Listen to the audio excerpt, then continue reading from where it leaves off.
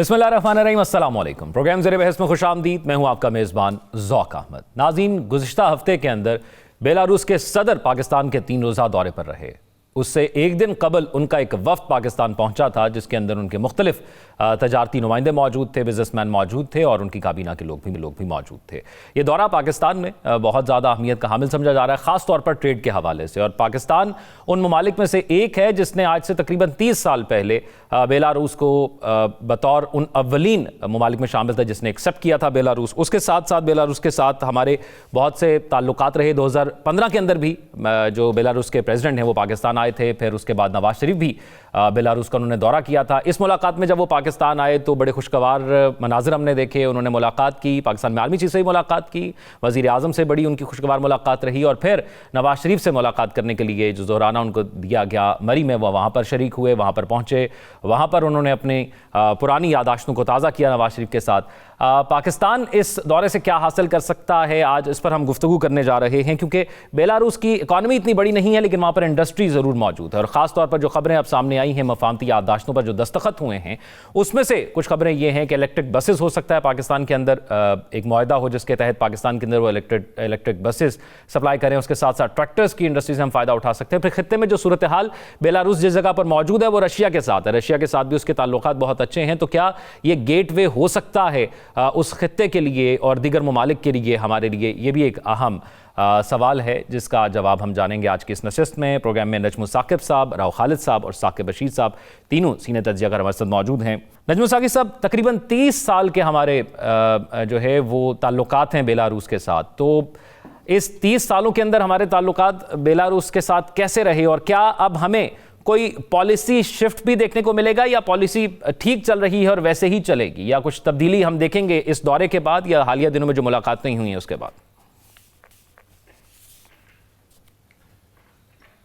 सबसे पहले आपको देखना पड़ेगा इसका पस मंज़र, आपकी फॉरेन पॉलिसी को थोड़ा सा देखना पड़ेगा कि इसका कॉन्टेक्स्ट क्या बनता है। इतना हैवी डेलीगेशन बेलारूस से, ठीक है, ये प्रेसिडेंट पहले भी तशरीफ़ लाए थे और हमारे प्राइम मिनिस्टर ने भी दौरा किया है, लेकिन ये जो जोश और जज्बा और गर्मजोशी थी, इसके कॉन्टेक्स्ट को समझने के लिए आपको देखना पड़ेगा कि पाकिस्तान की फॉरेन पॉलिसी इस वक्त जो है वो किन खतूत पे उस्तवार की जा रही है या किन खतूत पे उस्तवार हो रही है।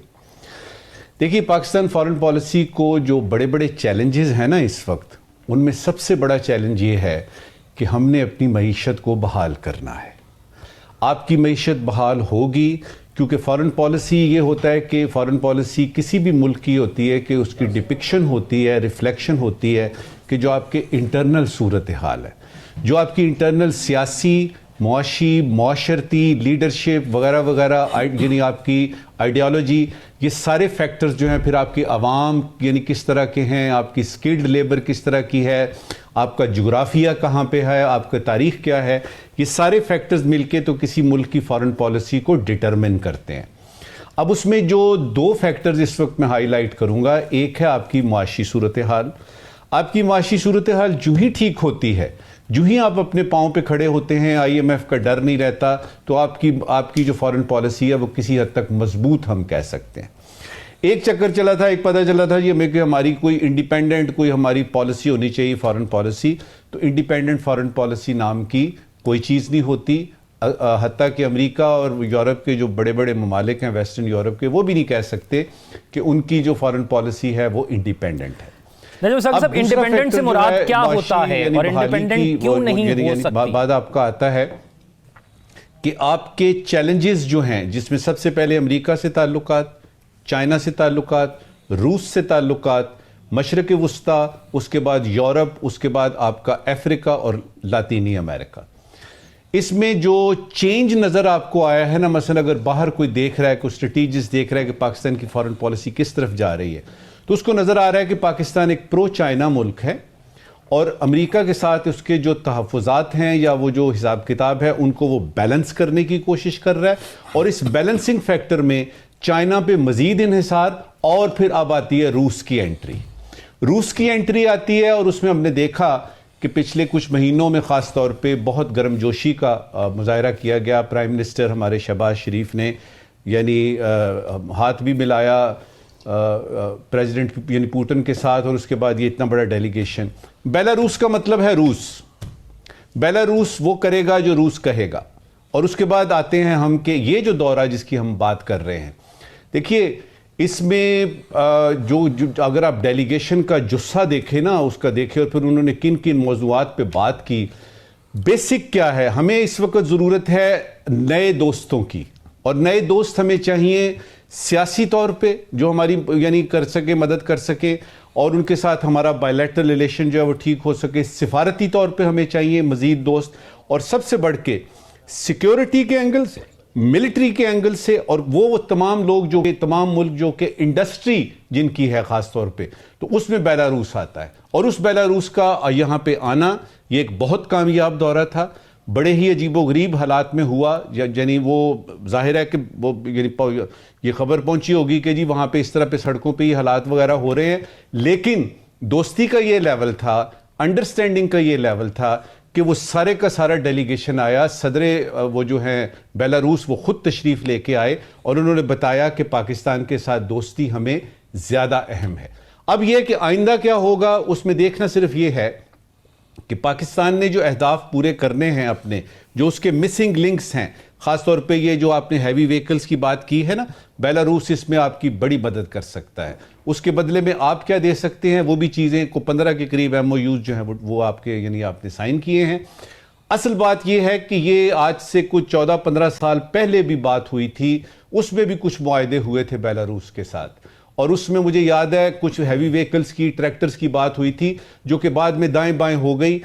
हमारी ख्वाहिश ये होगी कि इस दफ़ा जो MOUs साइन हुए हैं, जो एग्रीमेंट्स हुए हैं, ख़ासतौर पे कॉमर्स एंड ट्रेड के हवाले से, और वो जो मिलिट्री इक्विपमेंट या फिर आपके जो यानी हैवी व्हीकल्स है, इसके यानी इसमें पाकिस्तान जो है अपनी संजीदगी दिखाए। पाकिस्तान अपनी संजीदगी दिखाए। साहब एक चीज़ बताइएगा, एक पाकिस्तान के हवाले से हमारे जो दुश्मन ममालिक हैं वो, या जो हमें पूरी दुनिया के अंदर नीचा दिखाना चाहते हैं, वो ये कहते हैं कि पाकिस्तान आइसोलेट हो रहा है। तो एक ये भी उसका सबूत है कि पाकिस्तान आइसोलेट नहीं हो रहा। पाकिस्तान में अभी एक कामयाब शंघाई ताउन तंजीम की कॉन्फ्रेंस हुई पूरी दुनिया से, जो उसमें खासतौर पर उस खित्ते के ममालिक के लोग थे वो उसके अंदर आए। एक दूसरी चीज़ ये बता दीजिएगा, आपने कहा इंडिपेंडेंट पॉलिसी नहीं हो सकती, दूसरी ये बता दीजिएगा इंडिपेंडेंट पॉलिसी से मुराद क्या होता है, और फिर उसका होना इंडिपेंडेंट या ना होना नुकसान और फायदे ठीक है। सबसे पहले तो आपको इस गलतफहमी की तरफ तवज्जो दिलाते हैं कि जो ये गलतफहमी है कि पाकिस्तान आइसोलेट हो रहा है, दो जगह पे ये बात हो रही है,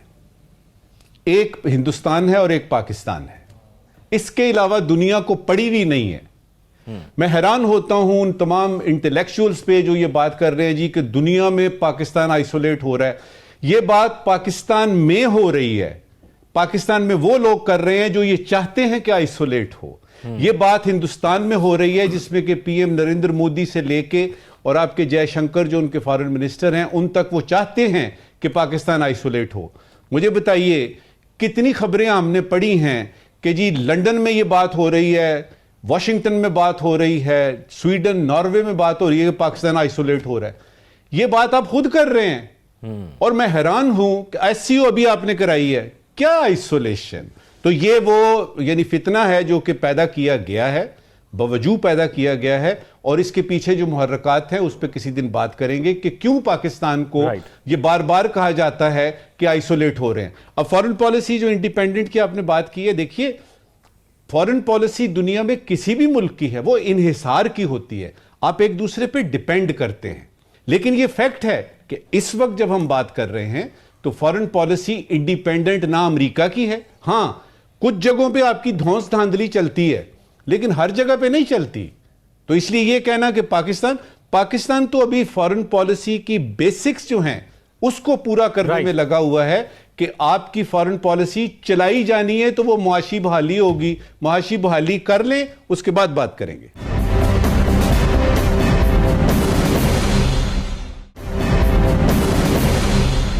राव खालिद साहब, ये दौरा क्योंकि पाकिस्तान, ये तमाम तर जो ताल्लुकात हैं पाकिस्तान की पहली जो या किसी भी मुल्क की इस हवाले से हो सकती है, पहली चॉइस वो यही होती है कि मईशत बेहतर हो।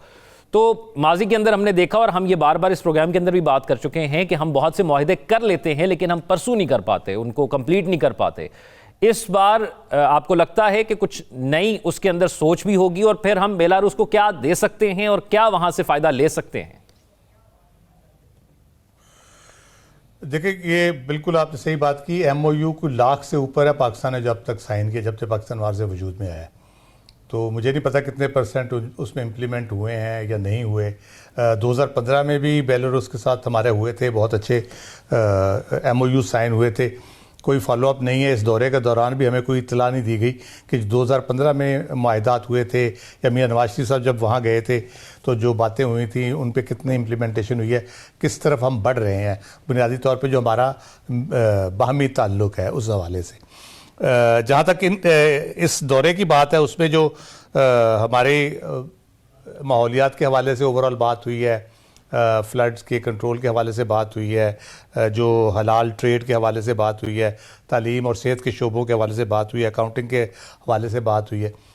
तो शोबे तो बहुत से हैं, कोई 8 के करीब शोबे जिनमें बात भी हुई है और MOU साइन भी हुए हैं। लेकिन कर क्या सकते हैं हम आपस में? एक जो बेसिक जो एक स्ट्रक्चर जिससे बनना है, एक उससे जो है वो MOU पे भी साइन हुए, जो है road map for comprehensive economic cooperation. Correct, ठीक है।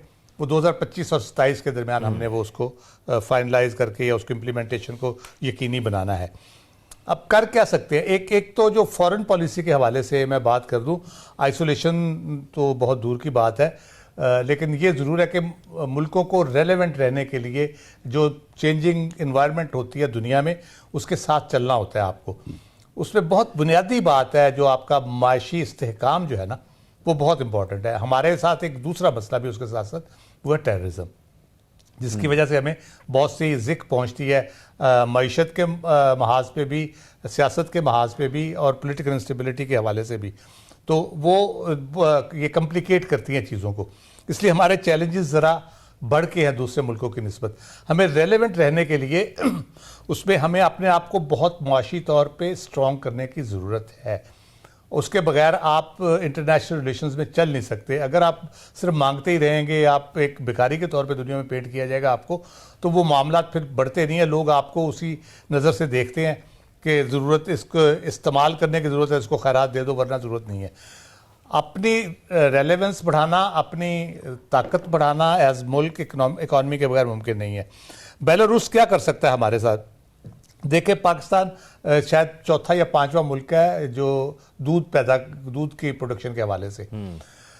बेलारूस दुनिया का चौथा बड़ा मुल्क है डेयरी प्रोडक्ट्स के एक्सपोर्ट के हवाले से, और खुश्क दूध को एक्सपोर्ट करता है। ये एक ऐसा शुबा है जिसमें हम उसकी एक्सपर्टीज़ की पूरी तरह से उससे मदद ले सकते हैं। फिर पेट्रोलियम प्रोडक्ट्स के हवाले से जो है उसकी जो जितने भी है पेट्रोलियम प्रोडक्ट्स और लुब्रिकेंट्स वगैरह, उसमें अच्छा हमें फ़ायदा क्या है? अभी हम अगर उसके साथ को बात करते हैं, कुछ चीज़ें करते हैं, तो हमें एडवांटेज ये है कि उसकी यूरोप के साथ जो ट्रेड थी वो यूक्रेन पे रूस के हमले के बाद और उसका साथ देने के बाद वो $6 बिलियन से $500 बिलियन पे आ गई है। तो उस हमें अभी अगर उससे बात करें, उससे ट्रेड की बात करें, पेट्रोलियम प्रोडक्ट्स की बात करें, या फॉर दैट मैटर गंदम हम इंपोर्ट करते हैं, गंदम भी वो पैदा करते हैं, और भी बहुत सी चीज़ें। तो हमें बहुत सारा एडवांटेज हो सकता है कि उसमें हम उसको करें। फिर माइनिंग के शोबे में हमारे यहाँ माइनिंग हो रही है, बलूचिस्तान में भी हो रही है। फिर ये कोल माइनिंग की हमारे बहुत ज़्यादा मसाइल रहते हैं। फिर और बड़े बड़े ज़खायर हमारे पास मुख्तलिफ जगहों पर मौजूद हैं। तो माइनिंग की उसकी एक्सपर्टीज़ है बहुत अच्छी, उस पर हम उसकी मदद ले सकते हैं। देन आप हैवी मशीनरी जो है उसमें उसका है, उसमें डिफेंस इक्विपमेंट भी है और हैवी मशीनरी अदरवाइज भी है। तो अर्थ मूविंग मशीनरीज जो होती हैं बड़ी वाली, तो उसमें भी आप उसके साथ बहुत अच्छा कोऑपरेट कर सकते हैं। फिर बसों की जैसे बात हुई, अगर वो आ जाए तो हमारे इन्वायरमेंट के हवाले से बड़ा इंपॉर्टेंट उसका हो सकता है। इंटरनेशनली जो है वो रूस के ब्लॉक में होने की वजह से हमें ये तो चाहिए कि हम रीजनल कोऑपरेशन में, रीजनल रिलेशनशिप में आगे जाएं। हम 7,000 8,000 मील दूर अमेरिका और वेस्ट की तरफ देखते रहते हैं और हमने बहुत नुकसानात भी उसके उठाए हैं। उनकी जंगें भी हमने बहुत दिल से लड़ी हैं, बहुत नुकसान उठाया, लेकिन उनकी तरफ से जो मोहब्बत जवाब में मिलती है वो उल्टा हमारा बेड़ा गर्क कर देती है, पॉलिटिकली भी, इकोनॉमिकली भी। और हमें बिल्कुल वो अपने मुलाजमों की तरह ट्रीट करते हैं, रियाया समझते हैं हमें। तो इसलिए हमें रीजन में बहुत शुरू से ये आइडिया था कि रशिया के साथ हम अपना कोऑपरेशन बढ़ाएं। अयूब खान के दौर में भुट्टो साहब ने एक अटेम्प्ट की थी, जब वो मिनिस्टर थे नेचुरल रिसोर्सेज के, मेरा ख्याल है पेट्रोलियम मिनिस्टर थे, उस वक्त एक एफर्ट की थी उन्होंने। और आपने देखे उन्होंने अपने हुकूमत में आने के बाद स्टील मिल भी रशिया के तावन से लगाई थी। तो हम अपने रीजन में ताल्लुकात बेहतर रखें, अपने रीजन में अपने ताल्लुकात को बढ़ाएं। डिपेंडेंसी जो है म्यूचुअल ट्रेड जो चाइना, रशिया, ये सेंट्रल एशियन स्टेट्स हो गई, बेलारूस हो गया, अजरबैजान के साथ कल हमने ट्रेड और राव साहब समझते हैं कि हमें अब ट्रेड डिप्लोमेसी को बहुत सीरियस अंदाज में लेना होगा, तो हमें बहुत सारा एडवांटेज हो सकता है जी, बहुत बेहतर अंदाज में हम आगे चल सकते हैं, बजाय इसके कि हम जीएसपी प्लस के चक्कर में रहे या अमेरिका के एक्सपोर्ट के ऊपर हम डिपेंडेंट रहें। हम उसको कह लें कि वैल्यू एडिशन करके चीज़ों में हम वर्सटैलिटी ला सकते हैं अपने एक्सपोर्ट के ऊपर, मुल्कों के हवाले से भी, चीज़ों के हवाले से भी। तो ये मेरा ख्याल है इस हवाले से बहुत अच्छी बात है। रूस के साथ भी हमारे मरासिम बहुत बेहतर हो रहे हैं, आगे बढ़ रहे हैं। ऑयल इंपोर्ट के हवाले से हमने बात की थी, वो थोड़ी सी चली है फिर रुक गई है, तो मेरा ख्याल है उस पर सीरियस हमें होना चाहिए। फिर करेंसी का बड़ा इंपॉर्टेंट इशू है, बार्टर पे आपको मिलती हैं चीज़ें, आपको डॉलर उस तरह से नहीं चाहिए इसके लिए, वरना आपका डॉलर बहुत खर्च होता है इंपोर्ट्स पे। इसमें आपको लोकल करेंसी में होता है, आप रूबल में कर लें, चाइना के साथ जैसे आपने युआन में किया हुआ है उसके साथ रूबल में आप करते हैं, या आप भेजें उनको। अच्छा, मेडिसिन की एक्सपोर्ट बड़ी अच्छी हो सकती है इन सारे मुल्कों में, हमारे पास अच्छी इंडस्ट्री है हमारे फार्मास्यूटिकल की, उसमें हम बड़ी अच्छी एक्सपोर्ट कर सकते हैं सेंट्रल एशियन स्टेट को, रशिया को और बाकी मुल्कों को, बहुत अच्छा हमारा काम हो सकता है। तो ये है कि रीजनल डिपेंडेंसी हमें बढ़ानी चाहिए और इसमें जितनी भी अपॉर्चुनिटी है उससे भरपूर फायदा उठाना चाहिए, और है भी सही, क्योंकि ये अनएक्सप्लोर्ड खित्ता है ये सारा, सेंट्रल एशियन स्टेट्स हो गई या रशिया से एसोसिएटेड जो लोग हैं, बाहर की दुनिया से उनका ताल्लुक इतना ज़्यादा नहीं है। हम उनको एक वे आउट दे सकते हैं, रास्ते की सूरत में भी और रिलेशनशिप की सूरत में भी। राइट। साकिब बशीर साहब, क्योंकि हमने देखा बॉडी लैंग्वेज बड़ी अहम होती है, तो बड़ी पॉजिटिव बॉडी लैंग्वेज रही है जिस तरह की मुलाकातें वज़ीर आज़म और ख़ास तौर पर साबिक़ वज़ीर आज़म नवाज शरीफ साहब से बेलारूस के प्रेसिडेंट की हुई, और फिर हमने देखा कि उनका वफ़द भी यहाँ पर मौजूद रहा, एक बड़ा डेलीगेशन लेकर वो आए थे। तो बहुत से डेलीगेशन हम देखते हैं आते हैं, आपने कैसा देखा, ये दौरा कैसा रहा और कौन से अहम पॉइंट्स हमने अचीव किए इस दौरे में, आपको क्या लगता है? एक तो ये दौरा जिन दिनों में हुआ है उस तनाजुर में इसको देखना बहुत ज़रूरी है, क्योंकि पाकिस्तान में आपको पता है एक पॉलिटिकल एक्टिविटीज़ चल रही थी, तो इस दौरान उनके बेलारूस के सदर का आना और उसी दौरान यहाँ पे दौरा होना और सारी चीज़ें जो है वो आगे बढ़ना, मेरा ख्याल में ये एक बड़ी कामयाबी है। क्योंकि जो आइसोलेशन की बात की जा रही है, जो भारत करता है, भारतीय वज़ीर ख़ारजा करते हैं, बार बार करते हैं कि पाकिस्तान को आइसोलेट करने की कोशिशें जो वो होती हैं, तो इस दौरान मेरा ख्याल है ये हुकूमत के एंड पर भी ये एक बड़ी कामयाबी है कि उन्होंने इस दौरे को कामयाब बनाने, और बेलारूस साइड से भी यकीनी तौर पर उनको भी इस हवाले से रिपोर्ट्स तो होंगी कि इस्लामाबाद में क्या पॉलिटिकल एक्टिविटी चल रही है, इसके बावजूद भी उन्होंने उस दौरे को आए, वफद भी आया और बैठे और मुज़ाकरात भी हुए, और उसके बाद कुछ समझौतों पर, माहिदों पर जो दस्तखत भी हुए। तो इस तनाजुर में मेरा ख्याल में ये एक गवर्नमेंट साइड पे एक अच्छी कोशिश भी और कामयाबी भी है।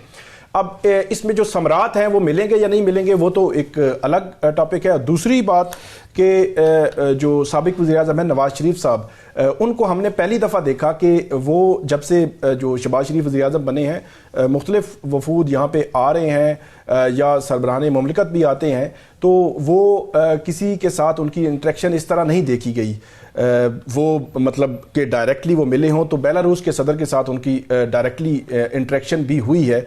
तो इसका मतलब ये है कि हो सकता है कि नवाज शरीफ साहब भी पहली दफ़ा आए हैं, तो आगे भी जो इस किस्म के वफूद आते हैं उनके साथ उनकी मुलाकातें जो है वो होती रहें। ज़ाती मरासिम, इसके अलावा उन्होंने ज़ाती मरासिम की भी बात की कि उनके ज़ाती ताल्लुकात भी हैं उनके साथ। और इसके अलावा जो बेलारूस की अहमियत इस लिहाज से भी है कि बेलारूस रूस के साथ उसको देखा जाता है, और पाकिस्तान के जो ताल्लुकात हैं यकीनी तौर पर अमेरिका के साथ भी हैं, चीन के साथ भी हैं, रूस के साथ भी हैं। तो अमेरिका पाक रूस ताल्लुकात को मुख्तलिफ अंदाज में देखता है, और पाकिस्तान भी मेरा ख्याल में जो एक तवाज़ुन है जो फॉरेन पॉलिसी में वो हमें नज़र आता है। जो यूक्रेन जो वॉर है उस पे पाकिस्तान का एक गैर जानिबदाराना मौक़िफ़ रहा है, इसी उसकी वजह भी वही है। और बेलारूस के हवाले से एक ये भी था कि अप्रैल में जो अमेरिका ने वो कुछ जो दिफाई को साजो सामान या मिसाइल प्रोग्राम के हवाले से कोई इल्ज़ाम लगाया था, बेलारूस की कोई कंपनीज के हवाले से उन पर पाबंदियां भी लगाई कि कोई उन्होंने उस प्रोग्राम में कुछ ताउन जो वो किया है पाकिस्तान को, जो उन्होंने कुछ टेक्नोलॉजी वो फ्राहम की है।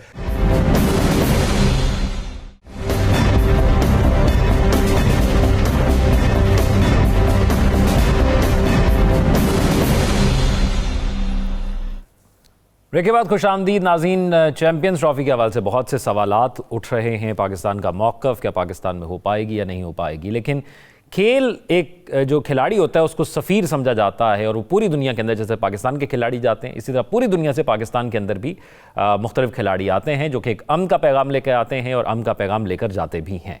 हमने देखा पाकिस्तान के अंदर जब क्रिकेट नहीं हो रही थी, कुछ सिक्योरिटी मामलात ऐसे थे, तो पाकिस्तान ने बड़ी कोशिशों के बाद दोबारा अपने आप को इस काबिल किया कि पूरी दुनिया के अंदर ये पैगाम जाए और पूरी दुनिया से हर खेल के लोग पाकिस्तान आएँ और पाकिस्तान आकर बड़े ही अमन से खेलें और एक अच्छे सफ़ीर की तरह वो एक अमन का पैगाम भी लेकर जाएं। लेकिन हमने मुतअद्दिद बार देखा है कि भारत अपना एक किरदार अदा करता है इसके अंदर। हमने देखा कि अगर पाकिस्तान में PSL में कुछ लोग खेलना चाह रहे हो, बैरूनी टीमों के लोग, दीगर ममालिक के लोग, तो फिर कहा जाता है कि हम आपको IPL में शामिल नहीं करेंगे, उनको IPL में शामिल नहीं करता, तो किसी भी तरह वो टारगेट ज़रूर करता रहता है। लेकिन पाकिस्तान की जो क्रिकेट की परफॉर्मेंस है इस वक्त, वो गुज़िश्ता काफ़ी अरसे से ख़राब थी, लेकिन 3 सीरीज़ ऐसी थी जिसमें बहुत सी उम्मीदें अब जागी हैं। हम उस पर भी बात करेंगे कि पाकिस्तान की ये जो परफॉर्मेंस की तब्दीली है इसके फैक्टर्स क्या रहे हैं। नजम साकिब साहब, मरहम का काम किया जो जिम्बाब्वे की सीरीज़ भी हुई और उससे कबल 2 सीरीज़ हुई, उसने जो पाकिस्तान की परफॉर्मेंस रही, पाकिस्तान ने ये मैच जीत लिया, सीरीज़ जीत ली। जिम्बाब्वे वाली भी आसान सीरीज़ थी लेकिन मुश्किल बना दी थी। इसमें कुछ होता है ऐसा, मेरा ख्याल है कुछ नफसियाती है या ये कोई हादसाती चीज़ है कि जब आप पाकिस्तान कहीं पे भी अगर सीरीज़ का पहला मैच खेलता है ना, तो थोड़ी सी घबराहट, थोड़ी सी खलबली होती है। अब देखिए ना, जिस तरीके से दूसरा मैच आप जीते हैं जिम्बाब्वे के ख़िलाफ़ या तीसरा मैच जीते हैं, जिस तरह से बैटिंग आपने तीसरे मैच में की है, कामरान गुलाम ने जो वो सेंचुरी की है, या उससे पहले यानी साइम अयूब ने जो बेहतरीन किस्म की यानी बैटिंग का मुजाहरा किया है, ये 2 दिन पहले क्या था। लेकिन फैक्ट ये है कि ये सीरीज़ जीतना जो है वो इतनी बड़ी बात नहीं थी, लेकिन बन गई पहला मैच हारने के बाद जो जीती। असल जो है ना वो चीज़ ये है कि ऑस्ट्रेलिया के अंदर आप जो है ऑस्ट्रेलिया को हराते हैं 1 डे सीरीज में, ये कमाल की बात है। और ये अगर पाकिस्तान की टीम इस वक्त टॉप पे भी होती, उस वक्त भी ये एक बड़ा मार्का था जो कि पाकिस्तान ने किया। उससे पहले अगर आप देख लें इंग्लैंड को जो टेस्ट में आपने शिकस्त दी है, इसका क्या मतलब है? इसका मतलब ये कि जरा नम हो तो ये मिट्टी बड़ी जरखेज है साकी। और वो नम कहां से मिलता है? वो नम कहां से मिलता है? वो नम मिलता है आपको कि आपकी सिलेक्शन ठीक हो, आपका बोर्ड जो है वो दयानतदारी से अपना काम करे, आपके खिलाड़ी जो है वो परफॉर्मेंस की तरफ ज्यादा तवज्जो दें बजाय इसके कि अपने कॉन्ट्रैक्ट्स की तरफ तवज्जो दें, या ये जो यानी टीवी की एड्स हैं उनकी तरफ तवज्जो दें, या वो कुछ सियासत वगैरह में जाने की कोशिश करें। खिलाड़ियों की तवज्जो, सिलेक्शन आपकी ठीक है, बोर्ड आपका जो है वो ऑनेस्ट है, और वो जो पर्पस है आपका उसके लिए वो सारे काम कर रहा है। मेरा नहीं ख्याल, मेरे पाकिस्तान में टैलेंट की कमी नहीं। अब ये है कि ये हम बात इतनी दफा सुनते हैं कि टैलेंट की कमी नहीं। भाई टैलेंट अगर आता है तो फिर उसको ग्रूम भी करना पड़ता है। अब साइम अयूब को देख लीजिए, अब इसको आपने ग्रूम करना है। उस बेचारे को शुरू से ये था, इसमें परफॉर्म नहीं किया तो अगला मैच नहीं खेलूंगा। इस तरह से एडहॉकिज्म नहीं चलता।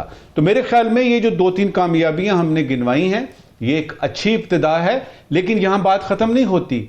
आपने अपने सिस्टम को ठीक करना है, राइट। आपने उस बेस को, उस बुनियाद को जो है वो अच्छे तरीके से उसमें बीज डालने हैं ताकि जो फल फूल निकले वो तनावुर दरख्त बने।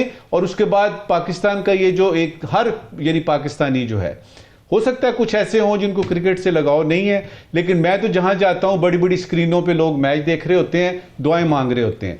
तो ये एक चीज ऐसी है। अब आखिरी इस वक्त की बात कि क्रिकेट और ये खेल और सिफारतकारी की जो आपने की है, बदकिस्मती है कि खेल को उसके खेल समझते हुए सिफारतकारी के एंगल से सियासत के रंग से देखा जाता है। हमने देखा कि जनरल ज़ियाउल हक जो हैं वो चले जाते हैं जब अजीब किस्म की टेंशन फैली हुई है, और वो चले जाते हैं और फिर उसका एक अच्छा नतीजा भी शोमई किस्मत से निकल आता है। अब उसको अगर इंडिया इस्तेमाल कर रहा है तो इसमें खिलाड़ियों का कसूर नहीं है।